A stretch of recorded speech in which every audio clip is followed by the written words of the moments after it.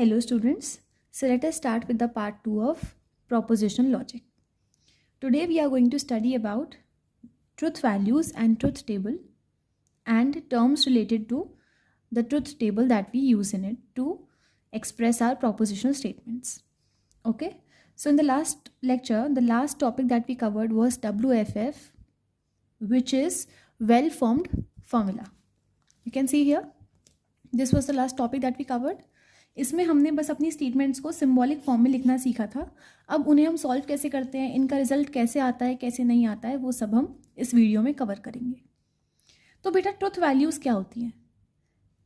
वो values, truth values क्या है? बेसिकली ये कंक्लूजन है जो हम अभी प्रोपोजिशनल स्टेटमेंट से ड्रॉ कर रहे हैं. और हमने पहले पढ़ा था कि जो हम कंक्लूजन ड्रॉ करते हैं वो या तो ट्रू के फॉर्म में आता है या फॉल्स के फॉर्म में आता है. लेकिन आप हर जगह तो ट्रू फॉल्स नहीं लिख सकते. हमारा कंप्यूटर तो ट्रू फॉल्स की भाषा नहीं समझता. हमारा कंप्यूटर क्या समझता है? It understands binary language. Binary language और we can say binary values. वो इन वैल्यूज़ पे डील करता है. और बाइनरी वैल्यूज़ हमारी क्या होती हैं? That is 1 and 0. Okay, so binary values is 1 and 0. तो ट्रुथ वैल्यूज़ क्या हैं? ये हमारी कंक्लूजन है. Conclusions drawn from propositions. जो हमारा जो रिजल्ट होता है वो 1 और 0 के फॉर्म में हमें देता है. अगर हमारा आंसर ट्रू आता है तो वो 1 से रिप्रेजेंट होता है, और अगर हमारा आंसर फॉल्स आता है तो वो 0 से रिप्रेजेंट होता है. ओके, ये तो हो गई हमारी ट्रुथ वैल्यूज़. अब जब हम ट्रुथ टेबल बनाते हैं तो वो हम इसी के अकॉर्डिंग बनाते हैं कि हमारे कंक्लूजन्स क्या आए हैं, कंक्लूजन 1 क्या है, कंक्लूजन 2 क्या है, और उसका फिर प्रोबेबल कंक्लूजन हमारा क्या बन सकता है. Okay, so let us start. हम सबसे पहले 2 वेरिएबल पे काम करना सीखेंगे.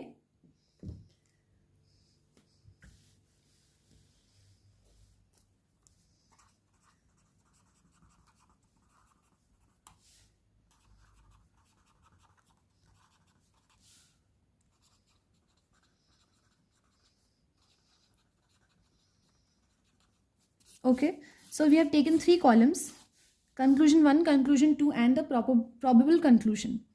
अगर मेरा कंक्लूजन 1, मतलब पहली हमने एक स्टेटमेंट कंसिडर करी थी, अगर मेरा उससे पहला कंक्लूजन फॉल्स आ जाता है, क्या आ जाता है? फॉल्स. तो हम फॉल्स को कैसे रिप्रेजेंट करते हैं? 0 से. हमने अभी देखा है. और अगर मैं कह रही हूँ कि मेरा दूसरा वाला कंक्लूजन भी फॉल्स ही आ गया, तो जब पहला कंक्लूजन फॉल्स है, दूसरा कंक्लूजन फॉल्स है, तो तीसरा भी तो फॉल्स ही आएगा. कैसे? मतलब हमने जो स्टेटमेंट देखी थी पहले, जैसे कि ये था Bengaluru is a green city of India. अगर ये मेरी पहली स्टेटमेंट ही फॉल्स हो जाती है कि बेंगलुरु एक ग्रीन सिटी नहीं है इंडिया की, पहली फॉल्स हो गई. अब it is situated in Karnataka, अगर ये भी फॉल्स हो गई, मतलब कि it is not situated in Karnataka. तो अब जब इन्हें हम कनेक्टिव से लेके बोल रहे हैं, एंड लगाएं चाहे और लगाएं, कुछ भी लगाएं, इसका फाइनल रिजल्ट भी तो हमारा फॉल्स ही आएगा. ना तो वो ग्रीन है, ना वो कर्नाटका में है, तो हमारा फाइनल रिजल्ट भी क्या आ गया? फॉल्स. तो इसी तरीके से हम अपनी स्टेटमेंट को स्टडी करके अपने कंक्लूजन्स निकालते हैं. ऐसे ही अगर मेरी पहली स्टेटमेंट ने तो दे दिया आंसर फॉल्स, लेकिन दूसरी वाली आंसर दे रही है ट्रू, तो अब दोनों में से एक तो ट्रू हो गई, तो हमारा प्रोबेबल कंक्लूजन ट्रू आ सकता है. बिल्कुल आ सकता है, क्योंकि दोनों में से कोई एक तो सच है ही. अब थर्ड क्या आ गया कि पहले वाली ने तो दे दिया ट्रू और दूसरी वाली ने मुझे फॉल्स दे दिया. अब ये सिमिलर कंडीशन है एक तरीके से सेकंड वाले की तरह. जैसे यहाँ पे एक तो ट्रू था ही, तो फाइनल रिजल्ट ट्रू आया था.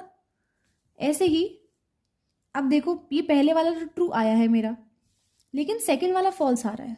अब पहली सच है, दूसरी भी तो सच होनी चाहिए अगर फाइनल रिजल्ट हमें लेके आना है तो, कि बेंगलुरु ग्रीन सिटी तो है इंडिया की, लेकिन वो कर्नाटका में ही सिचुएटेड नहीं है. तो अब हम क्या करेंगे? तो इस केस में हमारा जो रिजल्ट बैठेगा वो फॉल्स बैठता है. और अगर बेटा अब अगर ये दोनों ही ट्रू हो जाते हैं तो फिर तो हमारा कंफर्म सोल्यूशन है कि हमारा आंसर फाइनल ट्रू ही आने वाला है. अब ये जो हमने कंक्लूजन्स लिए हैं, ये लिए हैं हमने हाइपोथेटिकल सिचुएशन में. ये आप एकदम फिक्स नहीं बोल सकते कि बिल्कुल कंक्लूजन ठीक है. जब हम ऑन पर्टिकुलर स्टेटमेंट्स पे हम वर्क करेंगे तब हम अपना फाइनल आंसर को एकदम करेक्ट बोल सकते हैं. ठीक है, अब वो करने से पहले हमें पहले कनेक्टिव्स को समझना होगा डिटेल में. हमने कौन कौन से कनेक्टिव्स पढ़े थे? हमने पढ़े थे एंड, और. एंड और के साथ साथ और भी होते हैं, तो उन्हें हम हल्का सा डिटेल में देखते हैं. Now to understand the truth table, we have to see some different terms which are related with connectives. So first connective is conjunction. As we studied about it in the first part of the video और the topic proposition logic, हमने इसके first part में देखा था कि ये conjunction होता है. अभी जो कंजंक्शन नाम है बेटा ये किसके लिए है? ये है हमारा एंड का दूसरा नाम. एंड का दूसरा नाम होता है हमारा कंजंक्शन. अब इसको हम रिप्रेजेंट करते हैं एक डॉट से या फिर कैरेट साइन से. हमने एग्जाम्पल ले लिया है, हमने दो अपनी प्रोपोजिशनल स्टेटमेंट्स ले रखी हैं, जहाँ पे पहली है कि Aakash is thin and he can climb the tree. ये हमारा सेकंड है. इसके लिए हमें ट्रुथ टेबल बनानी है. तो ट्रुथ टेबल बनाने के लिए सबसे पहले तो हमें इनपुट्स लेने पड़ेंगे. जैसे हमने यहाँ पे कंक्लूजन्स लिए थे 2. अब ये आपको कैसे पता लगेगा कि हमें कितने कंक्लूजन्स लेके चलने हैं? तो हम सबसे पहले देखते हैं कि हमारे पास कितने वेरिएबल्स हैं. जैसे कि इसमें 2 वेरिएबल हैं, एक ए है और एक बी है. तो हमारी जो इनपुट नंबर ऑफ स्टेटमेंट्स आएंगी वो आती हैं 2 की पावर n से. यहाँ पे जो n है, n होता है नंबर ऑफ वेरिएबल्स. क्योंकि हमारा n इज इक्वल्स टू 2 है, तो हम लेंगे 2 की पावर 2, दैट इज़ 4 इनपुट्स. और जितने इनपुट होते हैं फिर उतने ही हमारे आउटपुट कंक्लूजन निकल के आ जाते हैं. तो अगर हम इसके लिए पहले तो एक्सप्रेशन लिखते हैं, एंड से लिख रहे हैं तो इसको हम कैसे लिख सकते हैं? a डॉट बी और एक. तो इसकी ट्रुथ टेबल हम कैसे बनाएंगे? ट्रुथ टेबल में जो हम कॉम्बिनेशन लेते हैं वो भी 0 और 1 के ही लेते हैं. जैसे कि हमने ए और बी वेरिएबल्स यूज़ करे हैं तो हम वही लेंगे. हम यहाँ पे लिखेंगे ए, यहाँ पे बी. हमें 4 कॉम्बिनेशन लेने हैं. जैसे हमने पहले लिए थे यहाँ पे 0 0 1 1, ऐसे ही हम लेंगे 0 0 1 1. इसमें हम ले लेंगे थोड़ा सा उल्टा 0 1 0 1, क्योंकि हमें ऑल पॉसिबल कॉम्बिनेशंस देखने हैं 0 और 1 को लेके. तो इसका अगर हम इन्फ्रेंस निकालें ए डॉट बी, तो एंड की स्टेटमेंट क्या होगी? Aakash is thin and he can climb the tree. तो अगर हमारी पहली स्टेटमेंट फॉल्स हो जाती है, यानी कि जैसे कि हम यहाँ पे 0 लेके चल रहे हैं और हम बी में भी 0 लेके चल रहे हैं, पहली स्टेटमेंट फॉल्स हो गई, आकाश इज नॉट थिन, और सेकंड स्टेटमेंट भी फॉल्स हो गई कि he can not climb the tree. तो एंड के केस में क्या होता है? जब हमारी दोनों ही स्टेटमेंट फॉल्स होती हैं तो आंसर हमारा फॉल्स आता है ऑलवेज. अब नेक्स्ट वाले में देखो, नेक्स्ट इनपुट में क्या है? फर्स्ट स्टेटमेंट अभी भी फॉल्स है, लेकिन सेकंड वाली ट्रू हो गई. बट जब एंड का केस है, एंड के केस में क्या होता है? रिजल्ट 1 सिर्फ एक ही सिनेरियो में आता है, जब हमारी दोनों ही स्टेटमेंट्स क्या होनी चाहिए? ट्रू होनी चाहिए. फर्स्ट वाली भी ट्रू हो, सेकंड वाली भी ट्रू हो, सिर्फ तभी हमारा रिजल्ट ट्रू बनता है. अगर हम यहाँ पे देखें, फर्स्ट स्टेटमेंट इज फॉल्स क्योंकि यहाँ पे 0 है, सेकंड इज ट्रू, लेकिन क्योंकि दोनों ट्रू नहीं है इसलिए आंसर हमारा फिर से क्या आएगा? 0. थर्ड वाले में देखें, फिर से वही केस बन रहा है जैसे सेकंड में था, एक ट्रू है एक ट्रू नहीं है, तो आंसर अभी भी हमारा क्या आएगा? 0, मतलब फॉल्स. फाइनल कंक्लूजन हमारा फॉल्स ही रहेगा जब तक दोनों स्टेटमेंट हमारी ट्रू नहीं हो जाती. लास्ट वाले केस में देखो, पहली स्टेटमेंट भी हमारी ट्रू हो गई और दूसरी स्टेटमेंट भी हमारी ट्रू हो गई. इस केस में हमारा जो फाइनल रिजल्ट बनेगा that is A and B, या फिर हम बोल सकते हैं ए डॉट बी. इस केस में हमारा फाइनल रिजल्ट 1 आएगा. So this is the truth table for and operator in case of 2 variables. Now if we take an example of 3 variables a, b, c. अब कितने नंबर ऑफ वेरिएबल्स हैं हमारे पास? 3. तो हमारे टोटल इनपुट कितने होंगे? 2 raised to the power n, that is 2 raised to the power 3. 8 inputs हमारे पास आएंगे. तो 8 इनपुट्स का कॉम्बिनेशन हम किस तरीके से लेते हैं ये आप देखिएगा, ये बहुत ज़्यादा इंपॉर्टेंट चीज़ है. 8 है, हमने जैसे यहाँ पे 4 के लिए लिया था हाफ जीरोस, 4 में से हमने 2 0 लिए थे और 2 1 लिए थे. ऐसी 8 में से हम फर्स्ट 4 तो 0 लेंगे और लास्ट 4 हम 1 लेंगे. उसके बाद हम पैटर्न थोड़ा चेंज करेंगे. बी में आके हो जाएगा 2 0 2 1 2 0 2 1. Then in C it will become 1 0 1 1 1 0 1 0 1 0 1. Now if we see a dot b dot c, that is a and b and c, इस वाले का रिजल्ट कंक्लूजन बिल्कुल सिमिलरली इसी की तरह बनेगा जैसे यहाँ पे जब सब 1 थे तब रिजल्ट 1 आया था, सेम इस केस में भी जब सारे 1 होंगे सिर्फ तभी हमारा रिजल्ट 1 आएगा। क्योंकि तीनों स्टेटमेंट फॉल्स हैं, result is going to be false. यहाँ पे 2 स्टेटमेंट फॉल्स हैं, एक ट्रू है, doesn't make a difference. In this case also the answer is going to be 0. Similarly, in all the cases the answer is going to remain 0 until we reach the point where all the 3 inputs are 1. Only in that case the answer is going to be 1. Okay, I hope this topic is clear to you all. Now let us move on to disjunction, that is the second connective, also known as OR operator. Okay, so here also I have taken one example in which I've taken 2 variables a and b. The a variable is for the proposition Sita is singing and b says she is reading.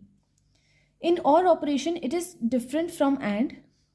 Like in AND we saw that all the inputs must be true for the result to be true, but in OR it is not the case. OR में अगर आपका एक भी input true है तो आपका result true आ सकता है। ऐसा मैंडेटरी नहीं है कि दोनों ही इनपुट्स हमारे ट्रू होने चाहिए। तो हम इसकी ट्रुथ टेबल देखेंगे। अच्छा, ट्रुथ टेबल से पहले हम देखते हैं कि इसका एक्सप्रेशन कैसे लिखेंगे हम। Because the symbol is plus, तो a प्लस बी हमारा एक एक्सप्रेशन बन जाएगा। दूसरा हम इसको और कैसे लिख सकते हैं, a और b। हम इस वाले अपने सिंबल से भी इसको रिप्रेजेंट करके दिखा सकते हैं। अगर हम इसकी ट्रुथ टेबल बनाएं तो वी विल टेक 2 वेरिएबल्स। हमें पता है जब 2 वेरिएबल्स होते हैं तो उसका इनपुट क्या होता है, 4 इनपुट शुड बी देयर। तो हमने यही कॉम्बिनेशन बनाएंगे 0 0 1 1 0 1 0 1। अगर हम और बना रहे हैं, अब देखो जब दोनों 0 हैं तब तो आंसर 0 आना ही है, उसमें तो कोई क्वेश्चन है ही नहीं।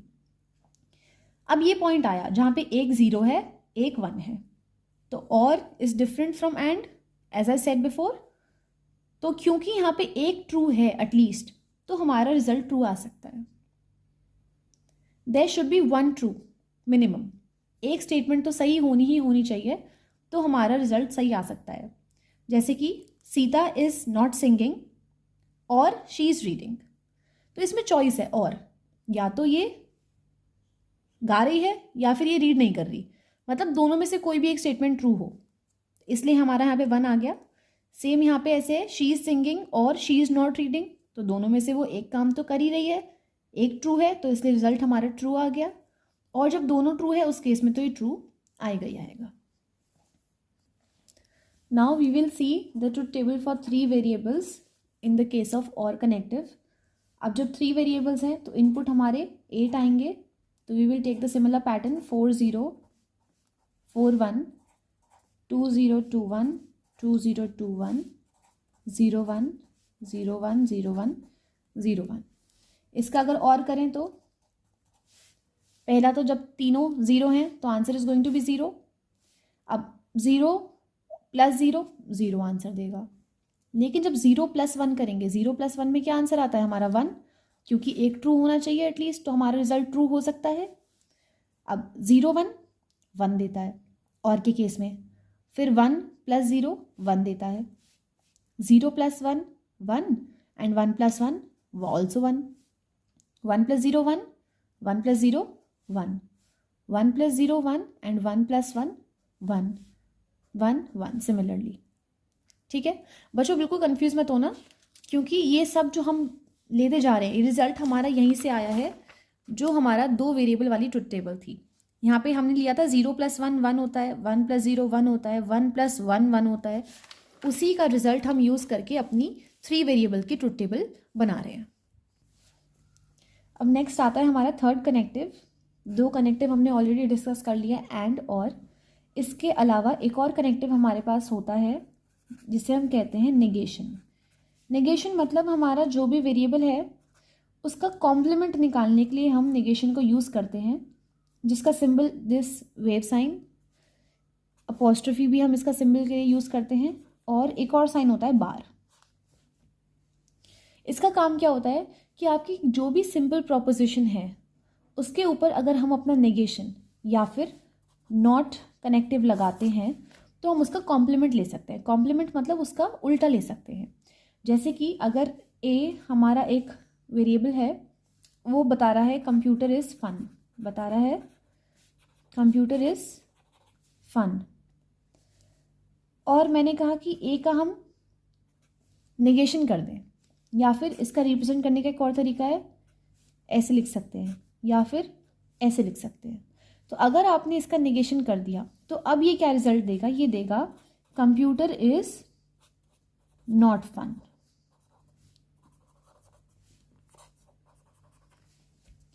कंप्यूटर इज नॉट फन मतलब जो भी आपका प्रोपोजिशन है उसको उल्टा करके ये लेके चलता है, उसके लिए हमारा नेगेशन यूज होता है।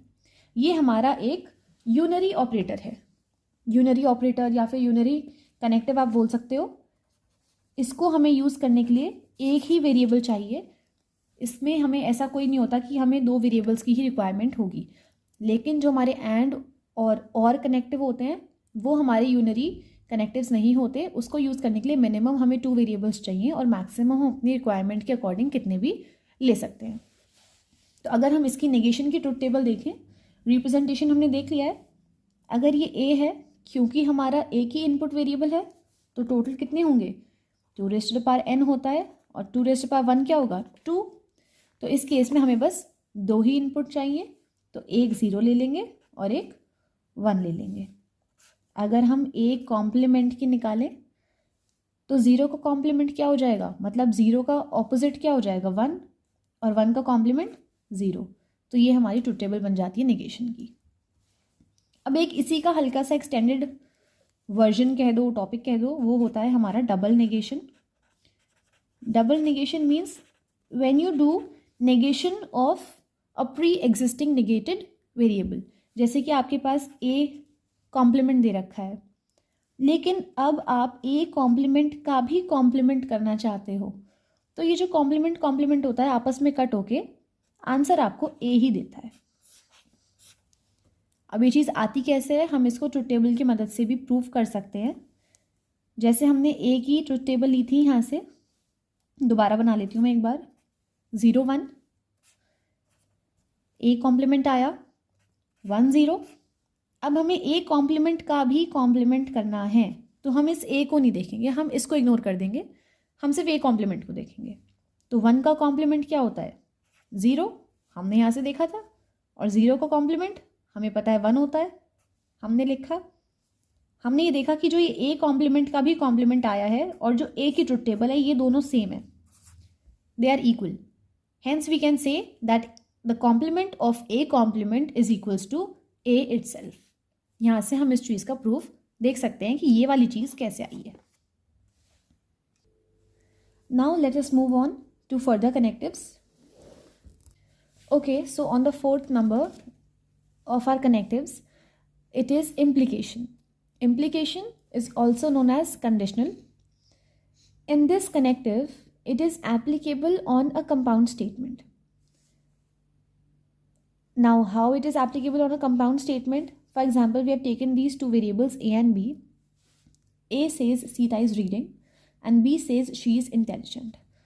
तो जब हम ये वाला कनेक्टिव हम यूज़ करते हैं तो ये लगता है if dash dash dash then की कंडीशन के बेसिस पर। मतलब अगर पहली स्टेटमेंट ट्रू है, देन हम सेकंड स्टेटमेंट पे आते हैं कि अगर वो ट्रू है तब तो हमारा रिजल्ट ट्रू हो ही जाएगा कि दोनों ट्रू हो गई। अब केस कब आता है कि पहली ट्रू नहीं है, if Sita is not reading then she is intelligent. इस केस में भी हम अपने रिजल्ट को ट्रू मान के चलते हैं। क्यों? क्योंकि मेन एम्फोसिस जो होता है वो हमारा सेकंड वाली स्टेटमेंट पे दिया जाता है इस कनेक्टिव में। अब अगर ऐसा केस हो जाए कि पहली वाली स्टेटमेंट हमारी ट्रू हो रही है और सेकंड स्टेटमेंट फॉल्स हो रही है, तो क्या होगा, if Sita is reading then she is not intelligent. As I said that the more emphasis is paid on the second statement. अब इस केस में क्योंकि हमारी सेकंड स्टेटमेंट ही फॉल्स हो गई, तो इसीलिए हमारा रिजल्ट भी क्या आता है, फॉल्स आता है। हम इसकी एक बार ट्रुथ टेबल देखते हैं, उससे आपको ज़्यादा अच्छे से समझ आ जाएगा। ए भी हमने 2 वेरिएबल्स लिए हैं, ए हो गया 0 0 1 1, बी हो जाएगा 0 1 0 1। अच्छा, एक और चीज़ कि इसका हम सिंबल क्या है, एंड का सिंबल देख लिया, और का सिंबल देख लिया, निगेशन में भी सिंबल था। ऐसी इम्प्लीकेशन का भी एक सिंबल होता है एरो, लेकिन इस एरो में ये इम्प्लाइज वाला, जैसे कि हम मैथ्स में लेते हैं इट इम्प्लाइज, सेम सिंबल हम अपना इम्प्लीकेशन में यूज करते हैं, and it is also termed as implies. So if we calculate A implies B, तो इसका मतलब है हम पहले ए को देखेंगे और फिर हम बी को देखेंगे, क्योंकि ए को हम इफ वाली कंडीशन के अंदर डालेंगे और बी को हम देन में डालेंगे। अब देखते हैं, if this is 0 then B is 0। अब क्योंकि बी हमारा 0 है, main emphasis on the second, तो इसलिए रिजल्ट भी हमारा 0 आ गया। If Sita is reading then she is intelligent, मतलब सेकेंड स्टेटमेंट हमारी ट्रू है, तो इस केस में हमारा रिजल्ट भी क्या आता है, ट्रू आता है। अच्छा सॉरी, ये वाला गलत हो गया थोड़ा सा। If Sita is not reading then she is not intelligent. अब जब वो रीड ही नहीं कर पा रही तो वो इंटेलिजेंट भी नहीं है, तो ये बात तो सही है ना। ये बात वैसे टेक्निकली अगर इंग्लिश की वे में देखा जाए तो ये बात सच है कि जब वो रीड ही नहीं कर पा रही तो वो इंटेलिजेंट नहीं है। तो हमारी दोनों ये आपस में ट्यून कर पा रही हैं, तो इस वजह से इसका रिजल्ट हमारा ट्रू आता है। जब दोनों चीज़ें सेम हैं, या तो दोनों स्टेटमेंट फॉल्स हो या दोनों स्टेटमेंट ट्रू हो, उस केस में हमारा रिजल्ट हमेशा 1 ही आएगा, क्योंकि वो दोनों चीज़ें आपस में सेट बैठ रही हैं। अब यहाँ पे देखो थर्ड वाले में, if Sita is reading then she is not intelligent. इस केस में तो हमें सेकंड वाले ये देखना होता है, सेकंड वाला ही जब फॉल्स हो गया तो हमारा रिजल्ट भी यहाँ पे क्या आएगा, फॉल्स आएगा। और अगर आपको ये वाली चीज़ समझने में थोड़ी प्रॉब्लम होती है, क्योंकि थोड़ा ट्रिकी पार्ट है ये, तो आप इसको इस तरीके से लर्न भी कर सकते हो कि जब दोनों 0 0 हैं आंसर 1 है, दोनों 1 1 है आंसर 1 है। जब एक 0 और एक 1 है, उस वाले केस में जब लास्ट में 0 होता है सिर्फ तब आंसर 0 होता है, वरना बाकी सब केस में आंसर 1 ही आता है। ओके, इसको हम ऐसे भी देख सकते हैं, बी इम्प्लाइज ए, लेकिन इसका आंसर और इसका आंसर सेम नहीं आएगा। क्यों? क्योंकि हम यहाँ पे पहले बी को देखेंगे और फिर हम ए को देखेंगे। She is not intelligent, if she is not intelligent then she is not reading, दोनों false false, answer true. If she is intelligent then she is not reading, इस केस में हम क्योंकि पहले बी को देख रहे हैं उसके बाद हम ए को देख रहे हैं, तो इस केस में लास्ट नंबर पे हमारा 0 आ रहा है और फर्स्ट नंबर पे 1 आ रहा है, तो रिजल्ट में हमारा 0 आएगा। इस केस में पहले 0 है लास्ट में 1 है, तो आंसर 1 है, और क्योंकि दोनों 1 है तो रिजल्ट हमारा 1 होगा ही होगा। Now this implication or conditional operator can also be expressed as A implies B is equals to A complement plus B. Now this is your homework, that prove this statement using truth table. Okay. Now comes the last connective, which is equivalence, also known as biconditional.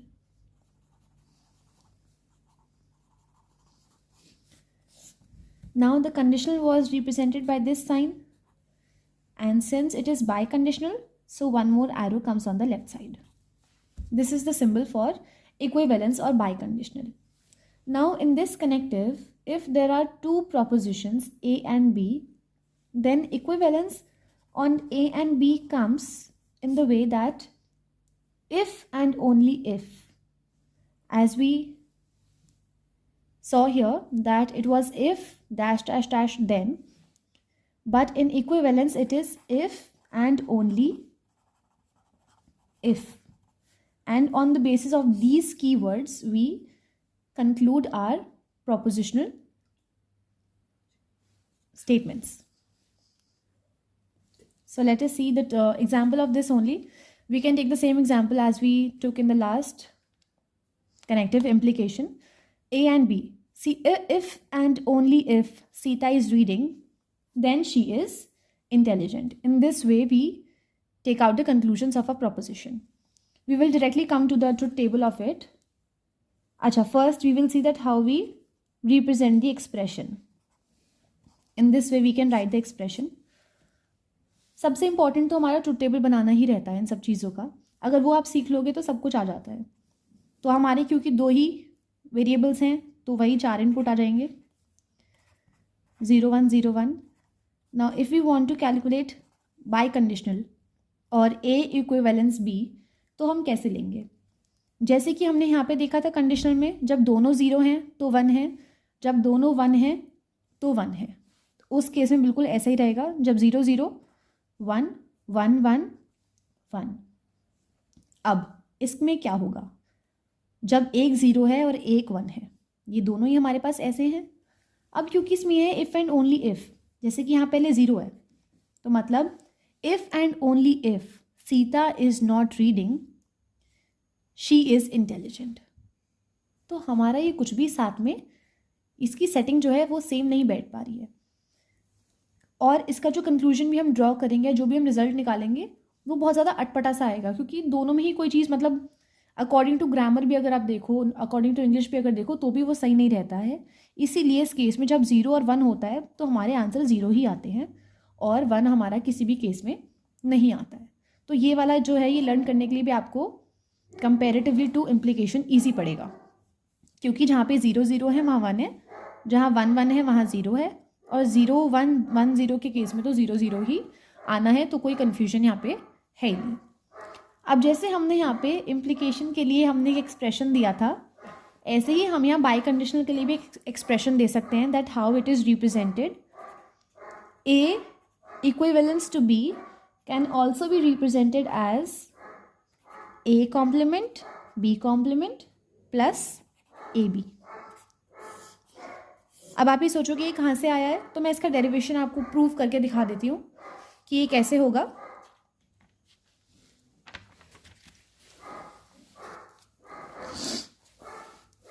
We will take the variables A B 0 0 1 1 0 1 0 1.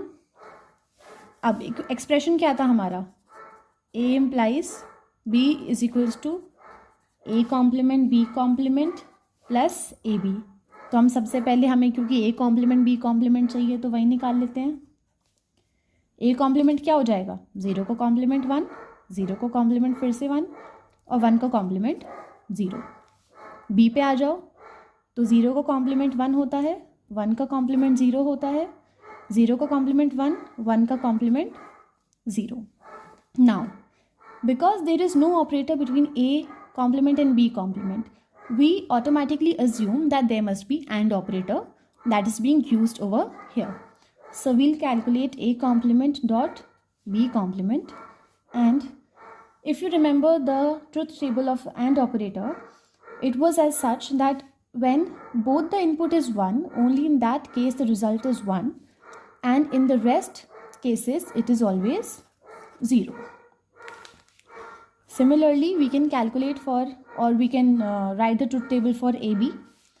0 0 is always 0, 0 1 0, 1 0 0, and only when the two input is 1, the result is 1. Now we'll calculate the final answer for A complement B complement plus AB. Here the plus operator is being used, and in plus operator, if one of the input is 1, we get the result as 1. So as you can see that A complement B complement plus AB is getting the same truth table, or the column of this expression is same as that of A by conditional B, which we concluded on the previous page or in the previous truth table that we made over here.